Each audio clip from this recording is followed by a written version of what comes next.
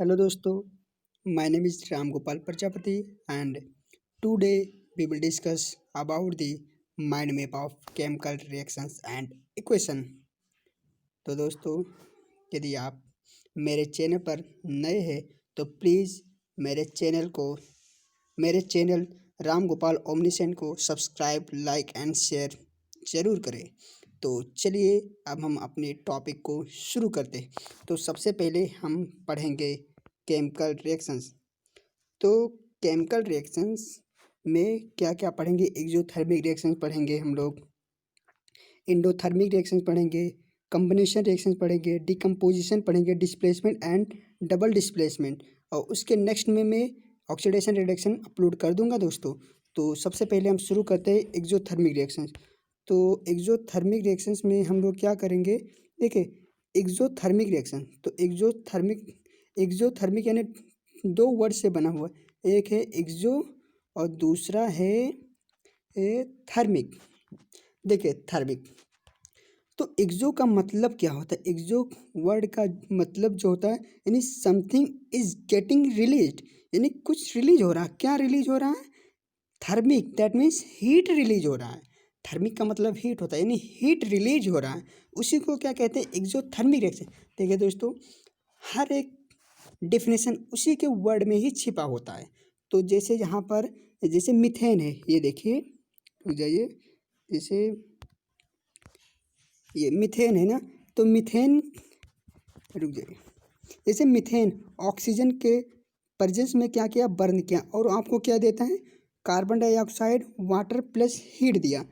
तो यहाँ पर देखिए हीट रिलीज हो रहा है, तो दैट मीन्स उसे क्या कहते हैं? एक्सोथर्मिक रिएक्शंस, उसे एक्सोथर्मिक रिएक्शंस हम लोग कहेंगे। और दूसरा इंडोथर्मिक, तो देखिए इंडोथर्मिक रिएक्शन, तो इंडोथर्मिक यानी कि इंडो का मतलब, इंडो वर्ड का मतलब होता है यानी कि इंडो होना, यानी कि समथिंग इज यूज्ड, यानी कुछ यूज होता है।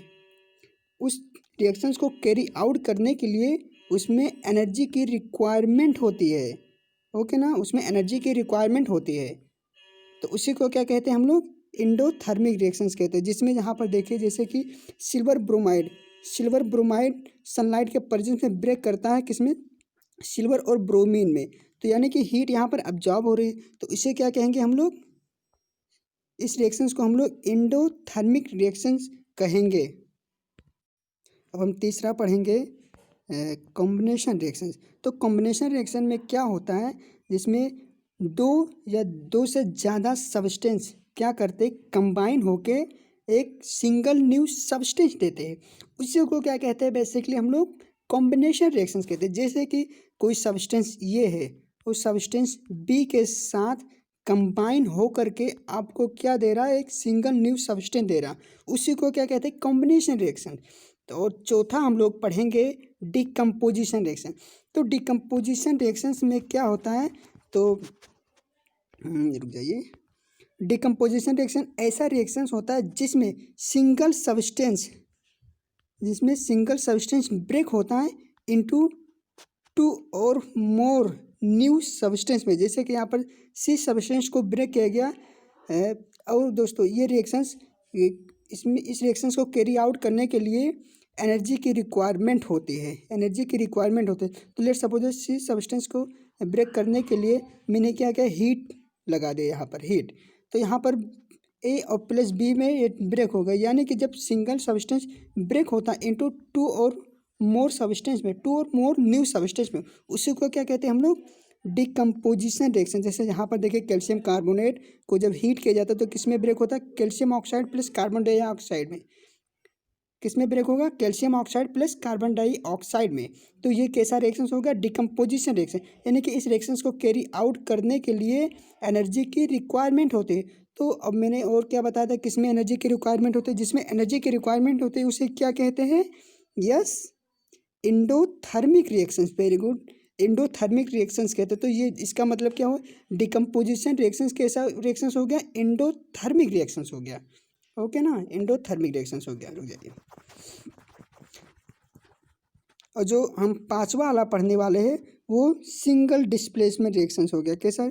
Single displacement reaction. इसमें क्या होता है ना, इसमें मोर रिएक्टिव मेटल्स तो होता है, वो क्या करता है, लेस रिएक्टिव मेटल को डिस्प्लेस कर देता है, किसमें से, फ्रॉम इट्स सॉल्ट सोल्यूशन में से, फ्रॉम इट्स सॉल्ट होता है उस लेता है। जैसे यहाँ पर देखें, iron plus copper sulphate, copper sulphate है तो iron is more reactive than copper, तो ये क्या करेगा, कॉपर को डिस्प्लेस करेगा और कॉपर का जगह ले लेगा।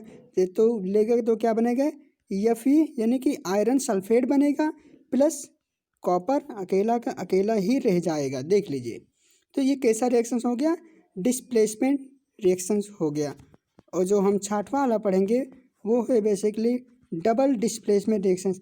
तो इसमें क्या होता है, डबल डिस्प्लेसमेंट रिएक्शंस ऐसा रिएक्शंस है जिसमें दो दो एक्वस सब्सटेंस क्या करते हैं, अपने आयंस को एक्सचेंज करते हैं, अपने आयंस को क्या करते हैं, एक्सचेंज करते हैं। जैसे यहाँ पर देखिए, sodium sulphate plus barium chloride क्या कर रहे हैं, अपने आयंस को एक्सचेंज करके, किस लिए एक्सचेंज करके, ताकि वो दो न्यू सब्सटेंस बना सके। तो यहाँ पर क्या होगा, ताकि वो दो न्यू सब्सटेंस बना सके। तो यहाँ पर देखिए, सोडियम सल्फेट क्या कर रहा है, सोडियम यानी क्लोरीन के पास आ जा रहा है, और बेरियम क्लोराइड में जो बेरियम है वो सल्फेट के साथ आता है। तो क्या दोनों जुड़ करके क्या बनाएंगे, barium sulphate plus sodium chloride. तो देखिए ये दोनों सब्सटेंस कैसे न्यू है, ये दोनों अपने आयंस को एक्सचेंज करके दो नया सब्सटेंस फॉर्म कर दिए। तो उसी को हम लोग कहेंगे डबल डिस्प्लेसमेंट रिएक्शंस। ओके दोस्तों, अब मेरा टाइम ख़त्म हो चुका है, यहाँ पर 7 मिनट तो हो चुका है, बस मैं इससे ज़्यादा टाइम नहीं ले सकता। ओके दोस्तों, तो मिलते हैं अगले वीडियो में।